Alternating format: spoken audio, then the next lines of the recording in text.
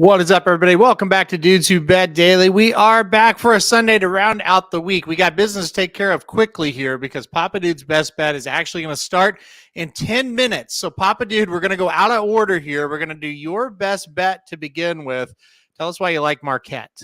Okay, throwing me for a curve here, going first. Yep. Love the way Marquette finished the game the other night. I guess that would have been Friday night against Western Kentucky. They were behind, and they outscored them 51-26 in the second half. I think they're going to carry that momentum over today against Colorado.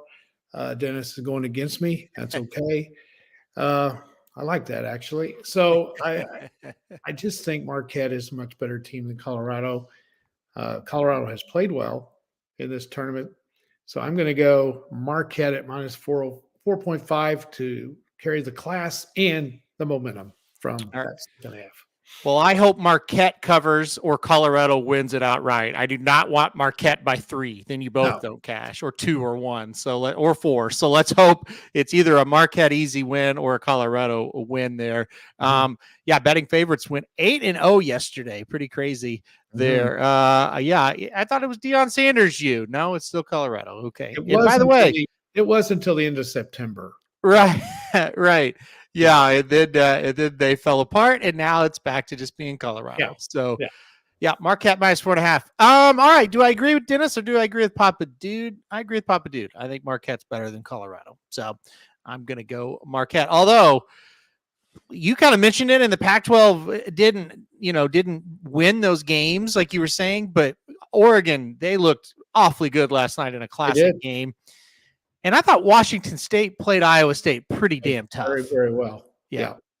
They did get Arizona. They did win. So they're advancing for the Pac-12. We'll see if Colorado can make it. That was a good win, too. I thought it was a good win. Yeah. It was for a tournament standards, an easy win. They kind of had them at bay the whole time. So, All right. Well, let's get to it here. Let's recap yesterday, and I'll put Bree's comment up here. Endlessly is going to skip the Kentucky Derby. So Endlessly won the Jeff Ruby Stakes, obviously a 100-point race, and he's in the Derby. However, it came out this morning, he is going to go back to the turf. He's going to run in the American Derby on Kentucky Derby Day. So I think it's a smart move, although, boy, it would be tough to make that decision, wouldn't it? Yeah, I mean, more and more we're beginning to see this Kentucky Derby doesn't mean what it used to. It just doesn't. I lean that way as well. I still would say it is the most meaningful race in this country. However, you are starting to see it more and more with the Baffert owners who did not transfer, and now with a horse that is easily in the gate and I think would get a lot of action. Whether he could win or not, whether he could win on the dirt or not, I don't know. But they just said, look, I think his best shot is on the turf, and that's where we're aiming. I guess for the bettors and the casual horse racing fans, it's still the most important thing, obviously. But it's beginning to look like to trainers and to owners that have a little bit of money, it's not the most important race. Yeah, it's really crazy how it's kind of worked out. But I think it's a smart move. I thought he was great in that race. You got anything to add on him? No, I thought he ran a tremendous race. I thought the ride was fantastic as well. I'm a little surprised they're not sending him. So he looked good in that race. Yeah, I'm with you. I was pretty surprised, but listen, and I think this is it. The Derby is very, very tough on horses, and I think they sit there and go, okay, we've got a horse that's really good on the turf. We could have a good year with him. Let's not screw him up by running him in the Derby and maybe something happens or whatever. So, So, as far as Manlow is kind of right. I think what Papa Dude meant was like, you don't have to play the guessing game on him. But the other way is he meant not the worst thing, meaning going to the Derby. Yeah. Or going to that turf. Right. It is the best move for him. There's no question. Yeah.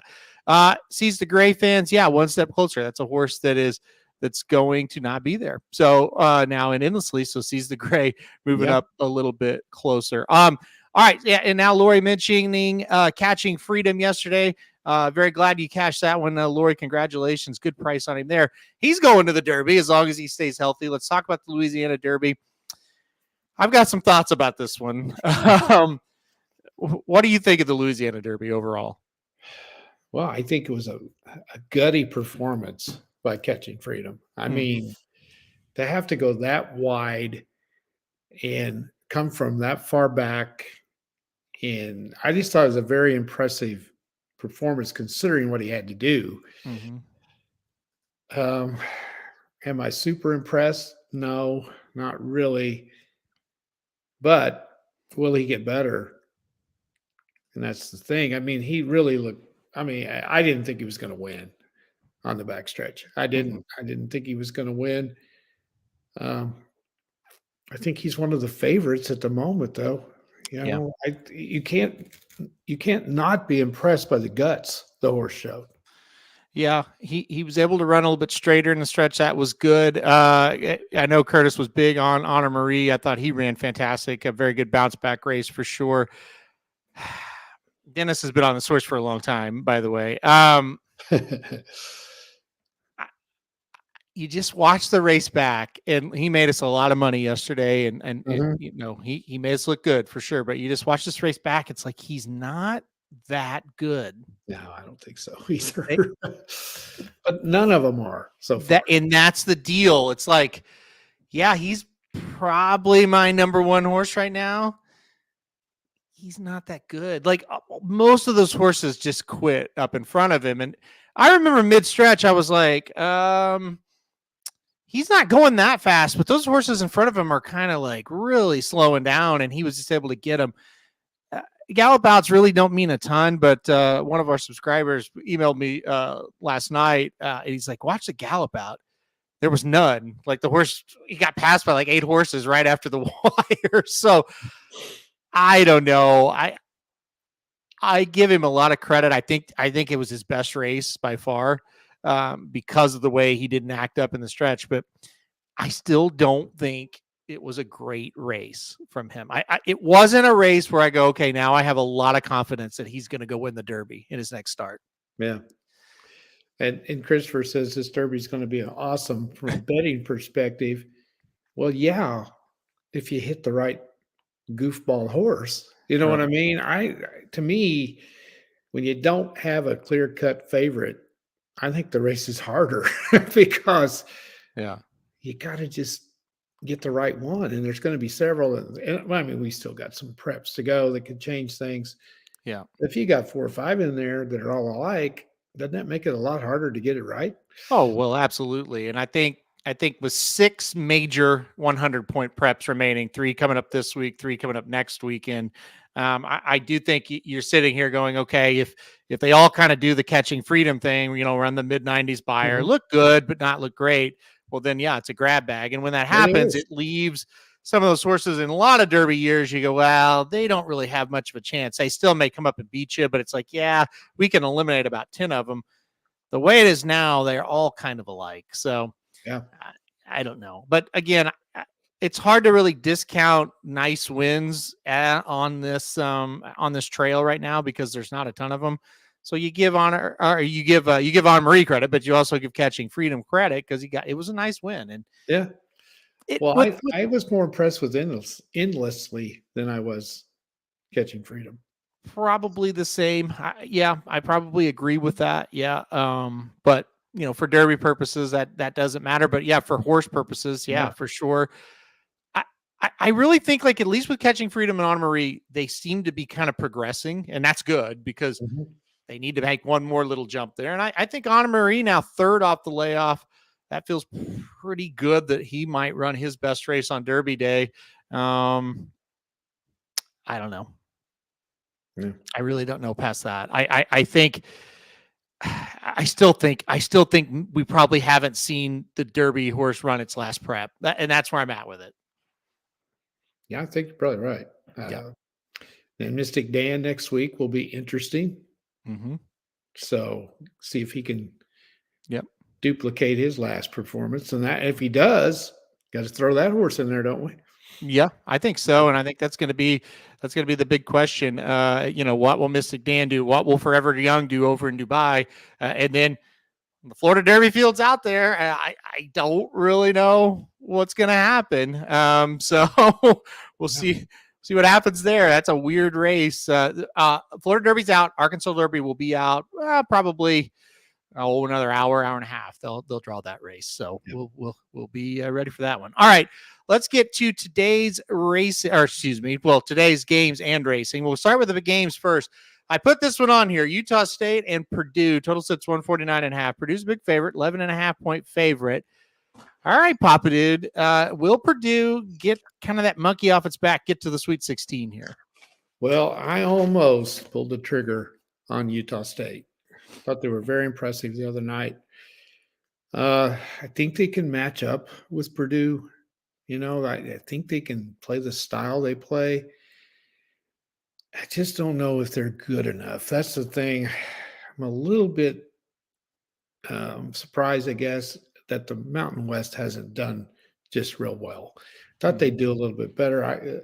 Nevada let me down. New Mexico let me down. I thought we'd get a couple more through there in the first round, and we didn't. That's kind of soured me a little bit on the Mountain West. I think this line that's a lot of points. Purdue had no trouble in the first round, but come on, they had them. That was a pretty easy game. Will they choke today? I don't know. That's the thing. If you really don't like Purdue, I think you take Utah State. I think you do. I like this Purdue team better than I have some of the past. So I stayed away from it. I think Purdue will cover it late. So I didn't take it. I started to, but I didn't take it. Yeah, I'm kind of with you. I think Purdue's going to win, but the line is like I really can't go 11.5. But the flip side of it is, if you watch Utah State's first game, they didn't miss a shot. And by the way, if they don't miss a shot today, they might beat them. But logic kind of tells you they'll probably cool off. The shooting will cool off. And if that happens, I think Purdue gets it done. I didn't know what to do with this one either. But at the end of the day, I do think Purdue's getting to the Sweet 16 here. I think they're just a little bit better than Utah State. So I went with Purdue as well. I thought this was interesting. Jay Madison played awfully well in their opening round game. They take on Duke. I thought Duke played pretty well too. Vermont's not a bad team, and Duke was able to get the job done there. Duke's a 7.5 point favorite here. The total sits at 148.5. Who you got here? Boy, I wanted to take this one really, really bad because I am going to root for James Madison. Mm-hmm. I would love to see them win. You can't discount a team that's won 32 games. And they had absolutely no trouble in the first round. They pretty much controlled that game. Yeah. So this is not a great Duke team. They're not. Mm-hmm. They're beatable. I wished it was 9.5, 10.5. I would have been all over James Madison, but 7.5. I don't know whether they can do it or not. There's a rule. You don't bet against Duke this early in the tournament. So I couldn't do it. I wanted to very bad, and I'm going to be really mad if James Madison covers this. But I'm just not sure. Here's the thing. They know they're good. James Madison does. But they're playing Duke. Does that mean something? Yes. Say they were playing Alabama. I would take James Madison in a heartbeat against Alabama, but I just can't. Even though I know Duke's not as good, and I'm not going to be surprised if they lose, just can't do it. So I'm going to go Duke. I went with Duke as well. I went with the class, as we say in horse racing. I went Duke. I do believe they are going to get it done here. And I mean, my goodness, Duke gets to play Vermont and James Madison to get to the Elite the Sweet 16. So that's not bad there. So yeah, I like Duke. I think they get it done in this spot as well. This is the big one, I think, tonight, the most competitive one, maybe. We'll see how that goes. But Clemson and Baylor. Baylor's a 4.5 point favorite in this. It sits at 144.5. What do you like in this one? I'd be all over this one if the Bears were a little bit older. They're pretty young. They didn't have any trouble in that first game. They did all right. Pulled through there. Didn't struggle a whole lot. Not a Clemson fan, although they were really good. I picked them to get beat in the first round, and they didn't have any trouble. I'm going with the basketball school, and that's Baylor. So I'm going to go with Baylor to cover. I really like them. I think if their young kids are really not young anymore. Yeah, They that's play true. a lot of basketball. I think they're better. I think they're classier. I'm going to go with Baylor -4.5. I'm going Clemson. This one will be opposite on. I've came into this with the theory that the ACC has been dogged all year, and it's ridiculous. And they're showing it. North Carolina and North Carolina State both into the Sweet 16. Clemson can make it today. Obviously, so Duke can make it. Yeah, so could Duke. So they could get 4 of the 16 teams. That's not bad. And you're right. It's a good ankle to play because they do it every year. I just refuse to believe the ACC is not very good. This ACC basketball has always been good. So don't you think? I think a lot of it is they don't have the marquee name as the coach at Duke, so that automatically doesn't make them as good because Coach K isn't there in the eyes of these clowns that are supposed to be the experts, and North Carolina doesn't have a big name guy. I mean, everybody knows who Hubert Davis is, but he's not a big name coach guy. Right. Yeah. And then you've got basketball schools like Louisville that are down. Syracuse is not as good as they've been in the past. Yeah. Those are all big name schools in that conference that are down a little bit. I think that's part of it. I do. Honestly, and we're not going to get into man versus computer debate here. I think a lot of people really aren't watching the games anymore. I think there's so much data out there where a computer will just spit out what to tell you what to think that they don't really watch them. Because about a month ago when I bet North Carolina to win this thing, I watched them for a week and I said, well, shit, they've got better players than like a Baylor. I've watched Baylor and I think North Carolina would beat Baylor, and they've got better players than a lot of these teams that the computers are saying are better than North Carolina. Like, what's not to like about North Carolina? They're huge inside. They can rebound. They've got 2 great guards. Like, I don't need anybody to tell me anything more than I'm watching them. They look good. And you watch Duke. It's like, I think they got better players than anybody. You watched North Carolina State last night. I mean, I know they're playing Oakland. They had better players. They played Texas Tech coming out of this powerful Big 12 that everybody thinks. North Carolina State had better players than Texas Tech, in my opinion. When they got on the floor, I thought North Carolina State looked like the better team, Oh, I did too. And that's another thing is yesterday, there's a lot of teams that wouldn't have beat Michigan State yesterday. Michigan State played really well, and North Carolina turned it on, got way behind, and just, kept ahead of them, kept making plays. North Carolina is very good, and you've got a good pick going there. They should get through that region, I think. And you're right. I mean, you've nailed it. The ACC always plays well in this tournament, and everybody puts them down. You take a team like I don't know, just throw Wake Forest out there. Yeah. Okay, you send a team from let's say Arizona into Wake Forest. Let's say Baylor go to Wake Forest, in the regular season type games. What do you think those lines are going to be? They're not going to be 6, 7 points. No. It's hard to go win in there. So yeah, you're right. The ACC has just been overlooked here the last couple of years for sure. Yeah, and again, I think it has everything to do with this. People just don't watch it. They did the same thing last year. Everybody was telling me, "Oh, the ACC is terrible. Stay away from them."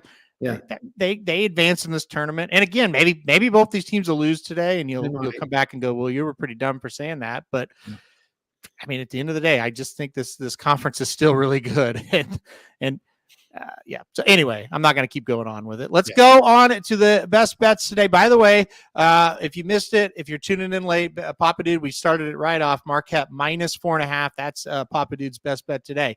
Currently, the score is 12-5 Marquette at the first media timeout. So a good start for them, but obviously long ways to go in that one. Right. All right, let's go Gulfstream Park race 8 today. It is a stakes race today at Gulfstream, $100,000 Melody of Color Stakes, 5 furlongs. Now on the synthetic. If you miss that, it is off the turf and now on the synthetic, and that really changes things up. We were talking about it a little bit off air. So, all right, Papa Dude, let's go over it. Who do you like in this one?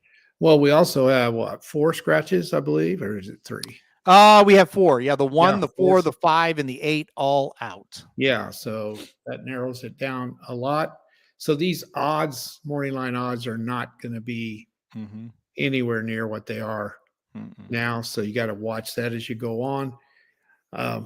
Today, I narrowed it down to 3 of them: the 3, the 9, and the 11. And the reason I went with those 3 is they all have performed very well on the synthetic. You got the 3, El Torino. That is 3-1. I would say with all of these scratches, what do you think? 6-5, maybe? Yep, I'd 2 say. races, both on synthetic. One broke its maiden. I think that's at Presque Isle by 11 lengths. Then went to Gulfstream in December, won by 4 1/4. Has been laid off since then. I would think ready to roll. Hasn't had any trouble in the first 2 races. Has IRAD aboard. What's there not to like about that one? Gets to the front. No one's caught the horse yet. The 11 is solid as well. 2 races. Broke its maiden on the synthetic at Gulfstream and then came back and finished 3rd in an allowance. So not quite as solid as the 3, my eyes. Then the sleeper is the 9 at 15-1. He won't be 15-1. Yeah. She, I guess. Won't be 15-1, probably more like 6. But last race won an allowance on the synthetic at Gulfstream. So probably was at 15-1 because this was supposed to be on turf. He never ran on turf before. So I'm going to go with the 3, El Torino. All right, and I'm with Magic. I'm going to go with the 11, Pretty Liam. I thought the trip last time out for Pretty Liam was pretty tough. I think this one should be 2 for 2 as well. I think it's a 2-horse race. I really like your 3, but I'm going to take the 11 in this spot as well. Look, if the 11 gets a little bit better trip, you're just looking at 2 horses, both of them 2 for 2, both of them on synthetic, both races. So it's like take your pick. Who you think's better? And I think it's going to be a hell of a race between the 3 and the 11. So it's probably the only 2 you need to use. If you do want to go somebody outside the 3 and 11, I do think the 9 is the horse. It was the first race for D'Angelo as well, and Luis Saez rode through the barn change there, able to get that half-length victory. So Twirling Queen certainly makes sense, especially now that it's off the turf. So you're going to go 3. I'm going to go 11. I think this will be a pretty darn good race. I think those 2 horses are pretty darn good. All right. Once again, we'll recap it. Papa Dude's best bet of the day is Marquette -4.5. So if you missed it, you can still bet that thing live. Right now, Marquette leads at 18-11. All right. We'll go to Magic since we're at Gulfstream. Magic is here, but just not with us on air. He is in the comment section. He told me about Candyman Rocket like 3 days ago. So he didn't send me the play this morning. I'm like, hey, what's your play? He's like, Candyman Rocket. I was like, oh, yeah, he told me that on like Thursday, that this was going to be your Sunday play. So Candyman Rocket in the 9th race today at Gulfstream Park. He drops down to Allowance Company after finishing 2nd to Run Classic in a stakes last time out. He's now in allowance. Like I said, it's also his 2nd race off of the layoff. He does look awfully, awfully tough in this spot. So the number 9, Candyman Rocket in the 9th race today at Gulfstream Park. That is going to be Magic's pick. I will go with mine now. I'm going back to the ice today. I debated on a couple horses, and I do have a couple horses up on the best bet, but I thought the best bet of the day, most likely to come in, Colorado Avalanche, Dallas Stars money line parlay today, +103. Now, you can lay in a goal and a half with each of these and you can get plus money on Dallas, and you get right around plus money on Colorado. I didn't really want to lay the goal and a half with the Dallas game. I'm a little bit worried. We talked about it off air. Dallas has kind of been laying this, you lay a goal and a half, you win with them. They might be due for like a 3-2 win or something like that today. So I went with the parlay. Avalanche playing Pittsburgh, and it's at Colorado. Should get the job done. Dallas, they're at Arizona. They should obviously get it done at well. So +103, two-game parlay in the NHL with 2 of the best teams in the league. I will take my chances. What do you think about that one? Oh, I love it. I love it. And again, I almost went with Dallas today, but I went with them 2 of the last 3 days. And so that would have been 3 of the last 4. I'm with you. I was a little scared that they might not win by a goal and a half today, but it would be one of my best bets for sure because you're getting plus money on them against an Arizona team that's not very good. You got to take a shot at it. You got to. So I do love your pick. Yeah, I'm with you on it. And if you wanted to play, if you're going to play minus a goal and a half, Colorado is likely to win by 2 or more, but you're not getting paid that well for it. But Dallas, you are. So if you want to take Dallas minus a goal and a half, it's, plus I think it's like plus 125 and makes sense. It's there, man. They should do it. Yeah, they should. But hockey's funny, and I've cashed them twice. And I'm one of these people, I don't like to go to the well once too often. So yeah, I get butchered on that third time a lot. So especially when you go you go to the well for the third time and it's not just an outright win, but they have to cover again. Yeah. It's like, okay. So I need to answer Chino's question. Yeah. National title pick. Who you got? Well, Chino, we know he's the ultimate Houston Cougars fan. Yep. And that's who I'm rooting for more than anybody. I've got him getting there. I just don't know if they're good enough to beat UConn. I didn't want to jinx them, so I didn't pick them to win it all. But I've got him in the national championship game, and that's who I'm hoping comes through more than you'll know. I want them to win so bad. I like them today too at minus 9.5. I don't think A&M can cover that. I don't think so. So anyway. Yeah, I hope Houston wins it all, Chino, but I'm going with UConn. I'm the same as you. I've got them in the final game, but I have North Carolina beating Houston in the final game. I'm rooting for Iowa State first. Well, let me back up. I'm rooting for North Carolina because that's where my future bet is. But as far as forget the betting out of it, I'm rooting for Iowa State, and then I'm rooting for Houston. Those are 2 teams I'd like to see win it. I really love both of those teams. I just love how they play. And then I really don't think the Big 12's that great outside of those 2 teams, but those 2 are legit. So they are. Yeah. So anyway, but yeah, we'll see what happens. It's going to be another fun day. Last day of the first weekend here. We'll see what happens. By the way, Illinois, fun to watch. Very good. Yeah. Illinois, Iowa State. I can't wait for that game. Yeah. And I want to go back to what we said when we had our bracket show. I don't listen to ESPN. I don't know if they're talking about it, but that bracket with UConn, Iowa State, Illinois, Auburn was in it. That was the 1, 2, 3, 4. The 4 major conferences in the country had the 4 conference champions in the same bracket. Yeah. That is insane. Whoever came up with, come on. That's the best number 2 seed. Yeah. You can argue a little bit maybe that Marquette might be better than Iowa State. I don't think they are. There's no question Illinois is the best 3. Yeah, I agree. And Auburn was rolling going into that.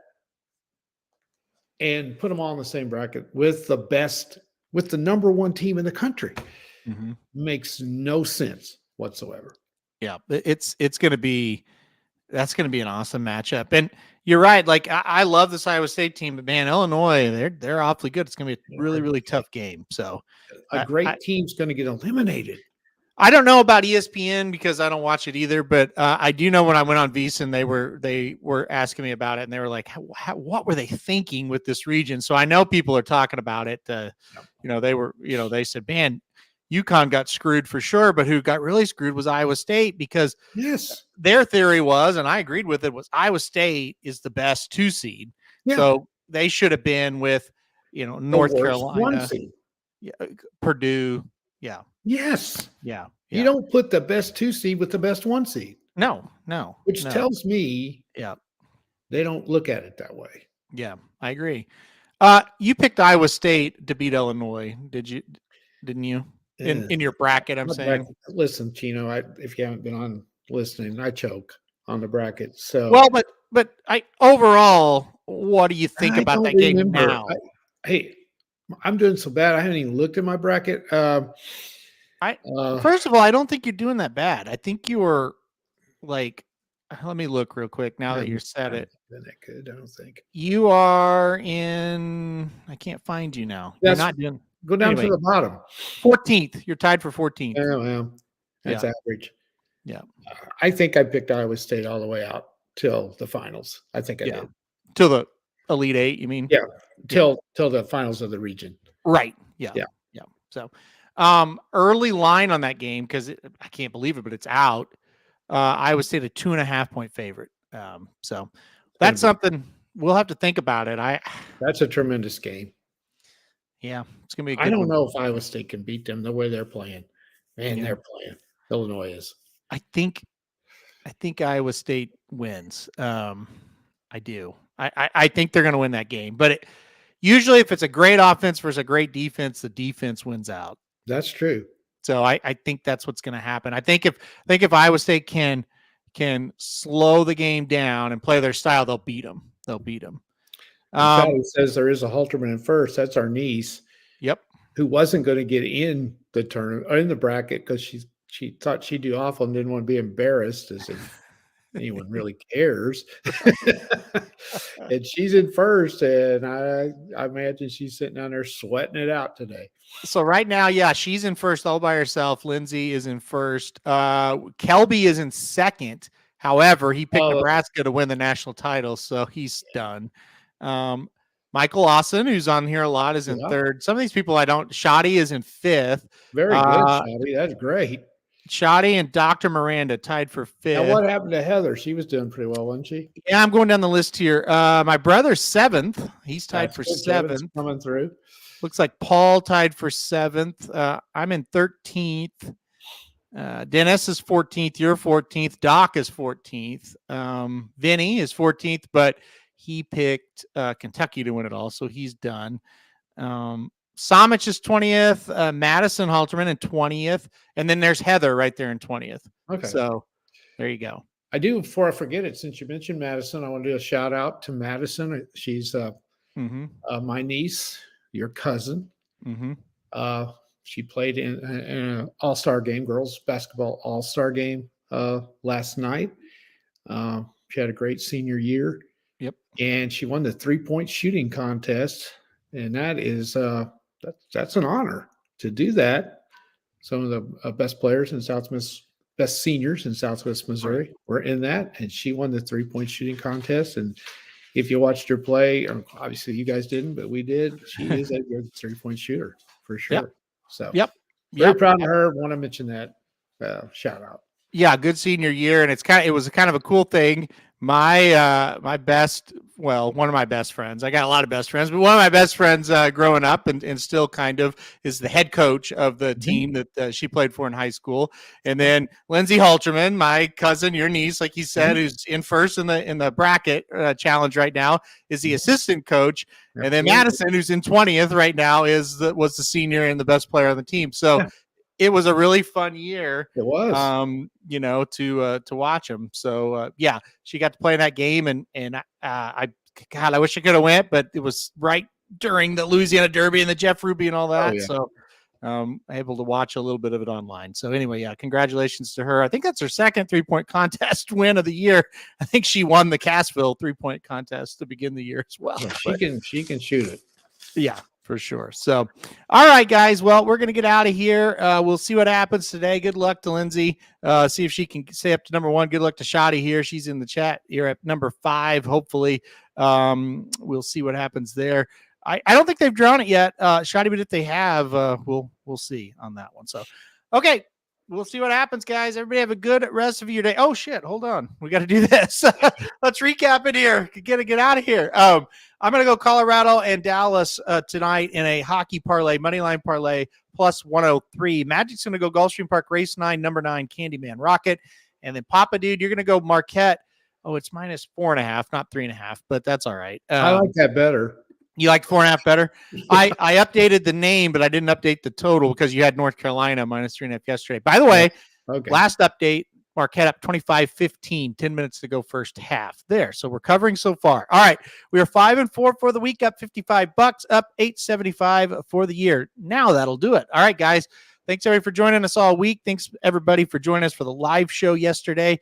Almost got 1,000 live viewers at one time in that show. Had a steady 600-700 viewers all show long. So thank you everybody for joining us and making this channel continue to grow and be one of the best. All right, guys. Thanks everybody. Everybody have a good rest of your weekend. We'll see you right back here next week.